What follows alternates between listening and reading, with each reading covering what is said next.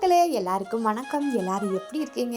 எல்லாருமே சூப்பராக இருக்கீங்க அப்படின்னு நம்புகிறோம். இன்றைக்கி காலையில் கொஞ்சம் பரபரப்பாக பிஸியாக போயிட்டு இருந்துச்சுங்க.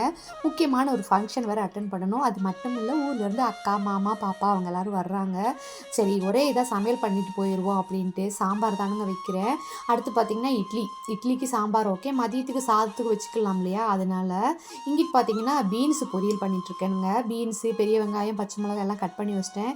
கடுகு உளுந்தம் பருப்பு போட்டு தாளிச்சிட்டு அதில் கொஞ்சம் போல் மஞ்சத்தூள், கொஞ்சம் போல் மிளகாத்தூள் போட்டு கொஞ்சம் ஒரு வதக்கிட்டு அதில் நம்ம கட் பண்ணி வச்சுருக்கிறத பீன்ஸ் காயெல்லாம் சேர்த்து வதக்கி விட்டுறணுங்க. வெந்ததுக்கப்புறம் தேங்காய் பூ போட்டு அந்த தண்ணியெல்லாம் வற்றினதுக்கப்புறம் இந்த மாதிரி ஃப்ரை பண்ணி எடுத்துகிட்டு சூப்பரான பொரியல் ரெடிங்க. சமையல் வேலை சக்ஸஸாக முடிஞ்சிருச்சு.